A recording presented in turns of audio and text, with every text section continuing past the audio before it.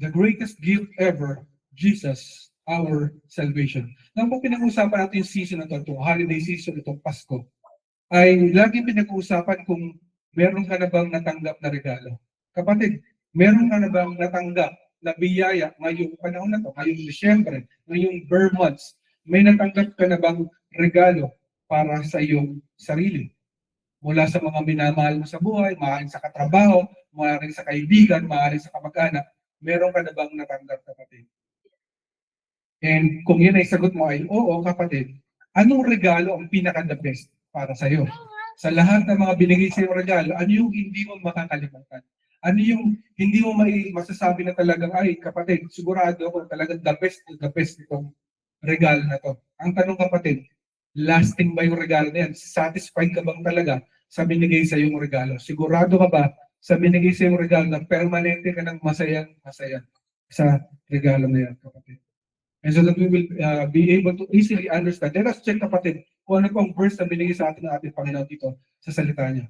In John 3:16, ito po, kilala po natin itong marami sa atin. Pero marami sa atin ay hindi napapahalagahan ang meaning ng verse na ito. And that is, for God so loved the world that He gave His only Son, and that whosoever believes in Him should not perish, but have everlasting life. Marami sa atin, parang pinalalagpas natin to. Yung regalo sa atin ng ating Panginoon, yung regalo ng pag-ibig, ng pagmamahal niya sa atin, na hindi niya tayo pababayaan, ni iiwan kailanman, kapatid. Sapagkat sa atin, sometimes we take for granted things. Di ba? Ganun tayo mga tao eh. Sometimes we have things in our lives and we just take it for granted na parang, ay, deserve ko naman na mahalin. Deserve ko naman na bigyan. But today, God will lead us into the revelation to understand yung word niya, kung ano ba talaga ibig sabihin ng pag-ibig na binigay niya sa atin. Yung tunay na pagmamahal na binigay niya sa ating lahat. So tingnan natin yung meaning ng words na to in the ancient Hebrew and the Greek language. That is love. This is not technically the Koine Greek, no? Love or agape. That is unconditional, self-sacrificial, willful love, not based on emotion or self-merit.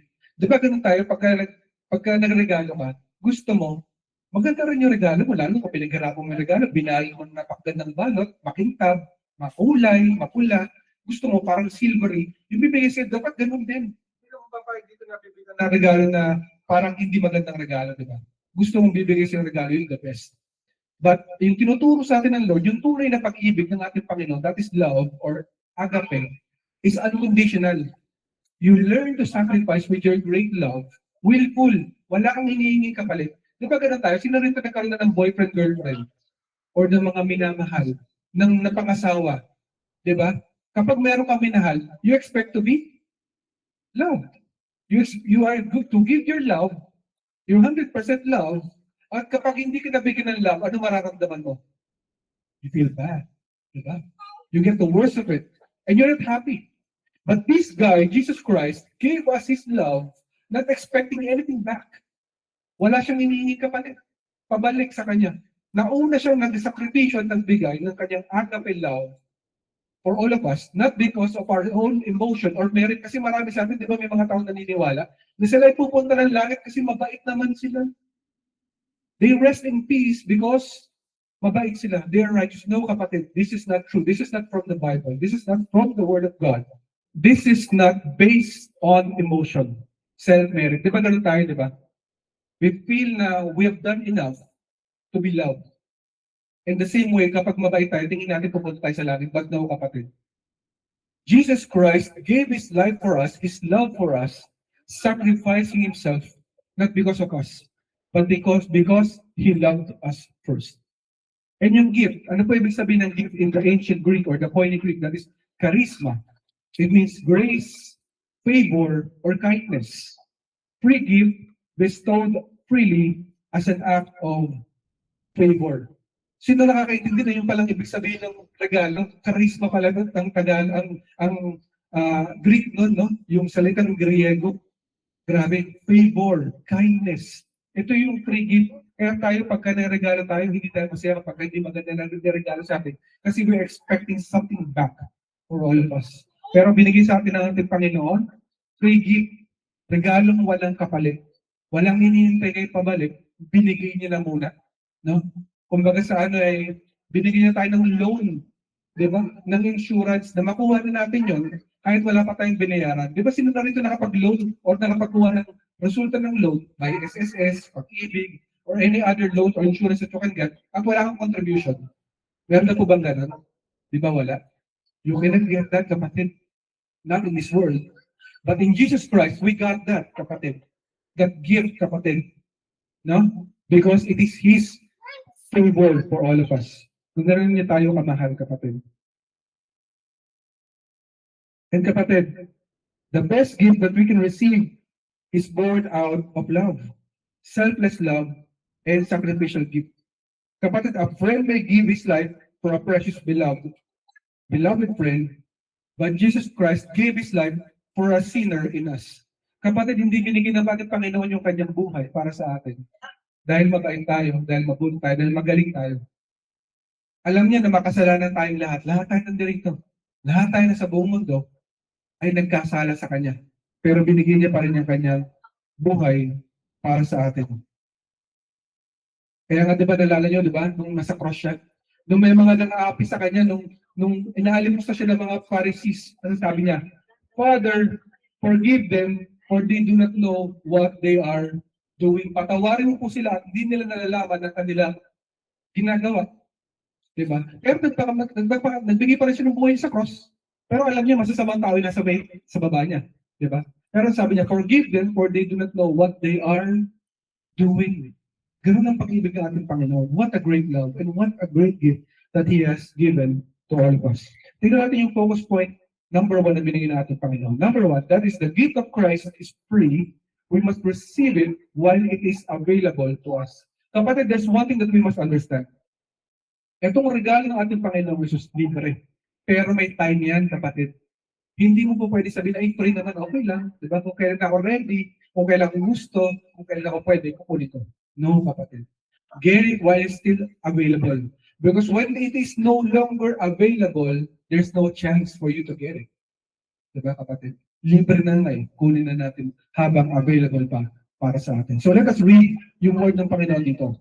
Romans 6:23, it says in the New King James Version, God says, for the wages of sin is death, but the gift of God is eternal life in Christ Jesus, our Lord. So ang kabayaran sa ating mga kasalanan ay kamatayang eternal or habang buhay. So hindi po ibig sabihin na pag namatay ka, yung patay lang na parang nilibig. No? Ibig sabihin nun, ilalagay ka sa impyerno sa kumukulong asupre habang buhay. Wala nang katapusang paghihirap at pagdurusa. Kapatid, bakit mo gugustuhin yun? Dito ka sa mundo, nag-i-electric pan tayo, di ba? Nag-i-aircon tayo. Na bakit mo gustuhin yung hirap ng pagdurusa na nasusunugin araw-araw? Di ba? Pero kapatid, ang sinasabi ng ating Panginoon, yun ang resulta ng ating kasalanan. Pag nagkasala ka, pupunta ka sa impyerno. Maliit man ang malaki, automatic yung kapatid. There's no one that can say that we are exempted, kapatid. Walang exempted dito sa bagay na to. Pero tandaan natin, yung libreng pagmamahal na yan, yung libreng kaligtasan na binibigay ni Yeso Cristo, this has a prescriptive period or season. Tandaan natin yung word, prescriptive period. Meaning, mayroon lang time. May timeline lang. Kapag hindi mo siya kinuha on your time, nag-expire yun, kapatid. Season locked, ang tawag dyan. Why? Sino rito kaya mabuhay ng forever? Meron po ba? Wala, di ba? Hindi natin kaya mabuhay ng forever, kapatid. Walang ganun. You cannot live more than 150 years or 160 years now. Di ba? Pinakamatandang tao ngayon, ilang taon? 110 years? 105 years? Di ba? So, sobrang blessed na yun para mabuhay ka ng ganun katagal, kapatid. Sabihin, season lock ka. Habang buhay ka pa, at di ka nagkakasakit ng matindi na pwede mong ikawala or pwede madisgrasya ang isang tao, di ba? Or pwede may kumuha ng buhay ng isang tao, kunin mo na itong libre. Huwag mong sayahin, kapatid, because we cannot predict life. No one can say kung kailan tayo mawawala sa mundo na to. Di ba? So, kunin natin ang pwede pa natin kunin. And receive while you can still receive it. Habang kaya mo pa makuha, kunin mo na.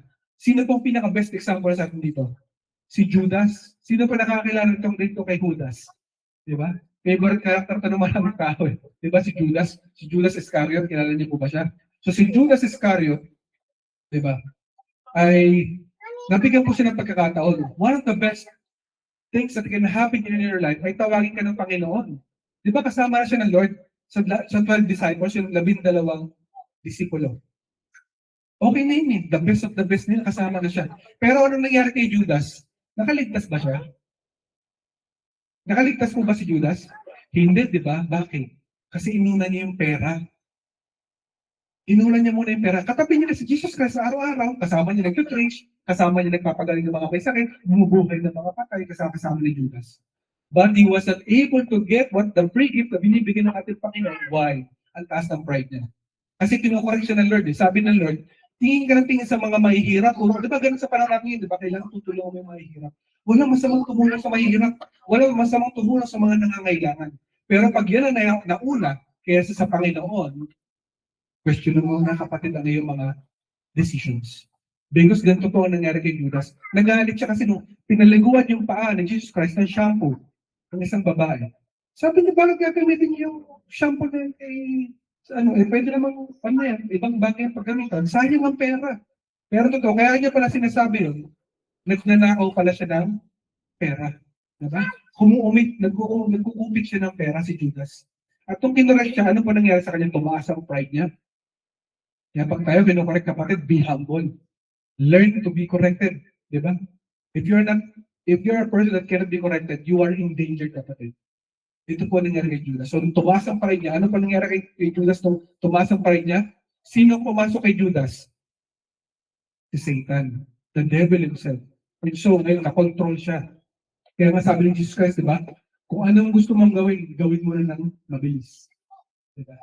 Kasi alam niya, si Satan, hindi niya alam, ginagamit yung tao. So, huwag kayo magtataka minsan kahit nasa kayo pumunta, nasa church kayo, nasa mall kayo, nasa hospital kayo, nasa bahay kayo. Some people can be used by the enemy to attack us, to destroy us. But take heart, because kasama mo ang ating Panginoon. Basta magdasal ka sa Panginoon, tumawag ka sa Kanya, hindi ka niya pababayaan na rin iyon. Pero remember kapatid, itong binibigay sa atin ating Panginoon, libre yan. Libre ang kaligtasan, libre ang pag-ibig na binibigay niya. Buhay na walang hanggan, pero may time limit. So do not waste that time that God has given us. So focus point number 2, the most precious gift came with great cost. It's all because of God's love for all of us. So let us read yung salita ng Panginoon dito. In 1 John 4:9-10, in the NIV version, God showed how much He loved us by sending His one and only Son into the world so that we might have eternal life through Him. This is real love. Not that we love God, but that He loved us and sent His Son as a sacrifice to take away our sins. So right now, kapatid, you might think that you are the best, na mahal mo ang iyong sarili, kaya mong iligtas sa iyong sarili. But no, kapatid, you can never save yourself. Only Jesus Christ can save you.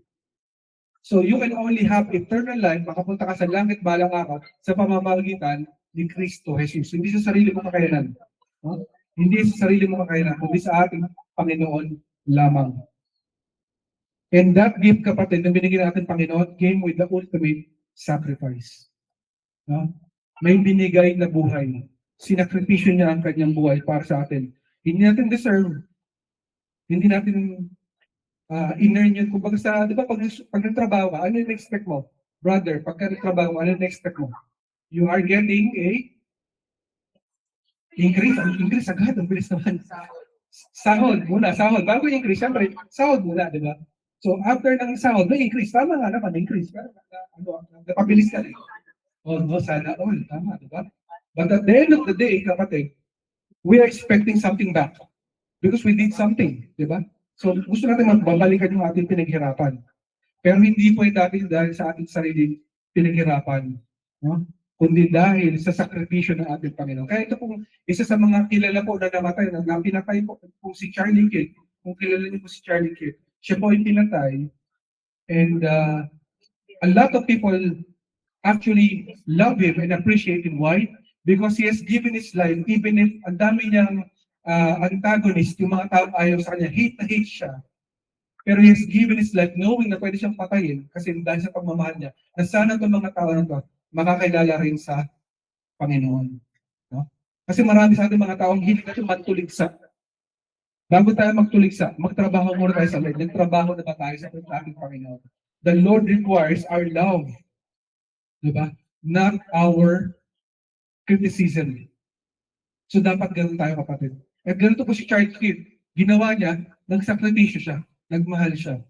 Pinaalam niya sa mga tao yung salita ng ating Panginoon na tunay na para sila makakilala sa ating Diyos. Binigay niya ang buhay niya, pero hindi po hinihikit, kapatid, sa buhay na binigay ng ating Panginoong Jesucristo. Kaya pag tuwing Christmas, kapatid, pag tuwing holiday season na sinasabi nila, bago mo isipin yung regalo, yung reunion, yung sama-sama, yung masasarap na pagkain, yung mga pumuputi-kutikap na ilaw, teka, yung supervision muna natin Panginoon na binigay sa atin, yun ang dapat natin iisipin. So, takeaways na ating Panginoon na binigay sa atin for today. Tatlo yan. Number one, God knows the best gifts to give us all the time. So, alam ng ating Panginoon yung pinaka-the best na regalo na bibigay sa atin all our lives, di ba? Kaya minsan, parang tataka ka, bakit yung binigay, ito nakareceive ko sa sweldo ko yung pinaka-the best? Bakit may bonus ako ganito? Bakit natupad na itong pangarap ko na to? Kasi alam na Lord yung the best para sa atin, di ba? But those are carnal provisions, not the spiritual provisions na talagang alam mo na divine provisions na tinatawag na kairos moments mo. Di ba? We all have our provisions, di ba? Ang mga ibon, ang mga different kinds of animals and creatures, pinoprovide na ng Panginoon yan. Pero hindi mo ba gustong kunin sa Lord yung pinaka-the best of the best, di ba? Dapat yung nahanapin natin. And binigay niya sa atin yung the best, we know na kaya niya bigay sa atin yung kanyang buhay, kaya niya ibigay sa atin ang best sa ating buhay. Number two, we don't deserve it. But God lavished His love on us. So, kapatid, hindi mo yung deserve. Hindi mo deserve ang kaligtasan na mula sa ating Panginoong Jesucristo. Pero dahil sa pagmamahal niya sa iyo, sa ating lahat, sa akin sa iyo, sa ating lahat, binigay niya yan. And even if we were enemies to God, He still saved us. So kahit na tayo kaaway ng Panginoon, kapag ikay nagkakasala, maliit man yan, white lie man yan, ikaw ay kaaway ng ating Panginoon. Diba? Pagmasdan mo, bakit napaalisin ng Eva at Adan doon? Actually, yung their sin about, na ginawa sa ating Panginoon, yung kasalanan nila, it was a simple sin, but it was pride. Diba? Anong ginawa ni Eva at Adan? Nung sinabi ng Lord, huwag niyo itong gagalawin itong prutas na to. Pwede nyo nang kainin lahat, wag lang to. It was a simple test. Pero hindi nila kayang give up. Diba? Eh, tinukso sila ni Satan. Diba? Nung natukso sila, sabi sa kanila, paano mo nalaman na ito ang nangyayari sa iyo?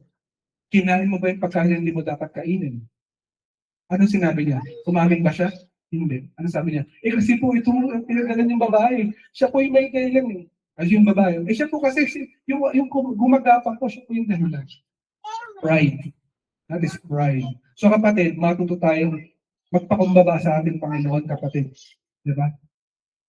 And they became enemies to God. Si Eva at Adan. Yun po nangyari sa kanila. So gustuin man ng Lord Jesus Christ na nandun sila sa paradise. No, they cannot exist in one place. Because God is pure, sinless, but even Adam, just like all of us, makasalanan tayo. Pero hindi po na tayo tapos ang kwento ron. After noon, ano po, ginawa ni ating Panginoon sa Kristo. Siyempre, si Satan, nagtutuwa na siya na sira niya yung connection ng tao at ng ating Diyos, di ba? Pero hindi. Ibinigay ng ating Panginoong Jesus ang kanyang buhay para makabalik tayo sa langit balang araw. But you have to make a choice. Dapat kunin mo yung libre at regalo ng ating Panginoon. And so, every good thing given and every perfect gift is from above, coming down from the Father of lights, with whom there is no variation or shifting shadow. So alam natin, lahat ng perfect na gift ay galing sa ating Panginoon. Sa ating Diyos nang galing sa ating Panginoong Jesucristo. So gusto mo ba yung the best this 2025 and then coming 2026? Ipagpray mo sa Panginoon. Indasal mo sa Panginoon. Perfect health, perfect finance, diba? Perfect provision sa Lord yan. Alam niyo yung best para sa iyo, kapatid. God is a creative God. And in 1 John 3:1, in the NIV version, God says to us, see what great love the Father has lavished on us, that we should be called the children of God. And that is what we are. The reason the world does not know us is that it did not know Him. Yun ang totoo, kapatid. Sobra-sobra yung pagmamahal na binigay sa atin natin, Panginoon. Lavish.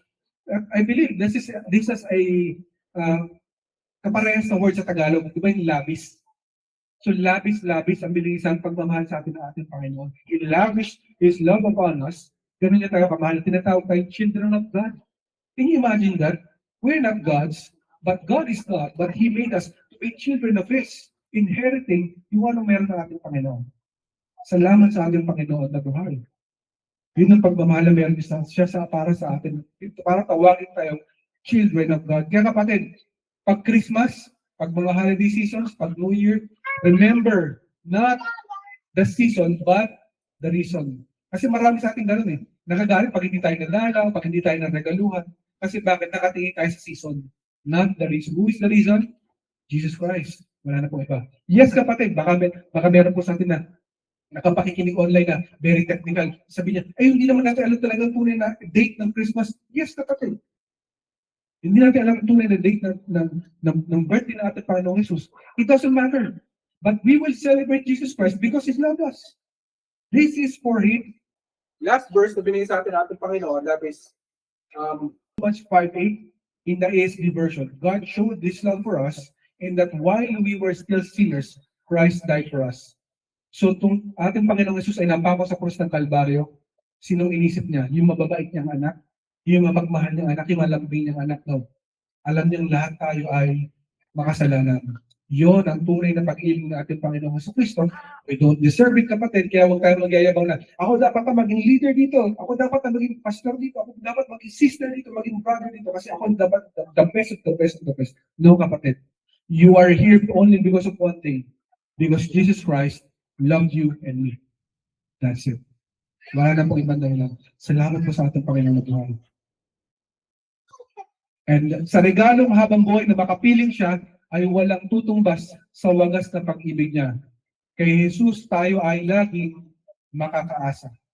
No? Sigurado tayo sa ating Panginoon na tunay nga, kung meron makapagbibigay sa atin ng the best na regalo pag Christmas, pag holiday season, yun ang ating Panginoon. Wala nang kaya kumuhan. Sino kapatid na kaya magpagaling ng mga sakit? Ang Panginoong Jesus. Sino kaya magligtas sa kapahamakan? Ang Panginoong Jesus. Sino magmamahal sa'yo kapag wala na magmamahal sa'yo sa dami ng ginawa kong kasalanan? Ang Panginoong Jesus. At hindi lang yun, ibinigay pa niya ang buhay niya para sa iyo, para sa akin, at para sa ating lahat, kapatid. The goods that we will receive in this world will not satisfy us, kapatid. Kasi lahat ng regalo sa mundo na to ay perishable. Nasisira, di ba? Nagluluma. Binigyan ka ng the best sa t-shirt, best sa sapatos. Bukas pa kalawa, maluluma na yan. Di ba? Pinaka-the best sa pagkain, mamaya-maya, sira na yung pagkain. Kailangan mo ubusin yung pagkain kasi masisira. Pero yung pag-ibig at regalo ng ating Panginoon, hindi yan mawawala. Diba? What Jesus Christ gives us is forever, free and given because of His ultimate love for all of us, kapatid. Tandaan mo, kapatid, so tingin mo kung deserve mo yun, no, we don't deserve it. Ang, di ba sa crime, may tinatawag mo tayong restitution. Narinig niyo na po siguro yung salitang restitution pag nanonood kayo ng TV lately. Di ba? Laging binabanggit yan sa restitution. Ano po ibig sabihin ng restitution? Kapag may ginawang kasalanan, dapat mayroong kabayaran. Di ba? May restitution. Ang problema, on our own, hindi natin kaya pagbayaran natin kasalanan kasi pag tayo nagbayad ng ating kasalanan, tayo ay mamamatay. Pero may nagbayad ng ating kasalanan, sino yun?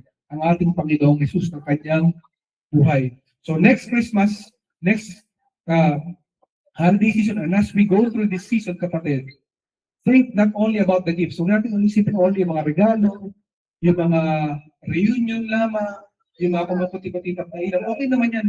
Okay naman mag-celebrate, kapatid. Pero kapatid, remember yung ultimate gift of life na binigyan ng ating Panginoong Jesucristo para sa atin. Wala nang tutumbas ng kapatid. Yung binigyan niya ang buhay niya para sa ating lahat. So kapatid, rejoice during the Christmas season for Christ has given us His salvation. Diba? That is His name. The Anointed One, Savior. The Anointed One of God, our Savior. Ibig sabihin pa ng pangalang Jesus Christ. How about you, kapatid? Tingin mo ba natutulog ang Panginoon? Ang ating Diyos? Di ba hindi siya natutulog? Di ba? Ganun niya tayo kamahal. 24/7 and more. Kung merong 37, 38, ganun tayo tingnan ng ating Panginoon. Ganun na tayo kamahal. Na kahit ang dami natin pagkukulang, ang dami tayo sa nakakalimutan natin siya, nakakaligtaan natin siya, nandiyan pa rin siya. Paano naman ikaw, kapatid? Anong regalo ang binigay mo sa ating Panginoong Jesus? Binigyan mo na ba siya ng time mo? Binigyan mo na ba siya ng effort mo? Binigyan mo na ba siya ng pagmamahal mo? When was the last time, kapatid, na nagdalangin ka sa Panginoon? When was the last time na tumawag sa ating Panginoong Diyos? How about today, kapatid? Sabihin mo sa Panginoon, Lord, here I am to worship. Here I am to bow down. Here I am to say that you are my God. Kapatid, wala nang katumbas ang pag-ibig na binigay sa atin ng ating Panginoon. Kahit hindi tayo karapat-dapat, minahal tayo ng ating Diyos at binigay niya ang buhay niya para sa atin. Yes, the greatest gift ever. Jesus Christ is our Lord and our salvation. Salamat po sa ating Panginoon na buhay at sa kanyang salita na binigay para sa ating lahat. Glory to God, our Father.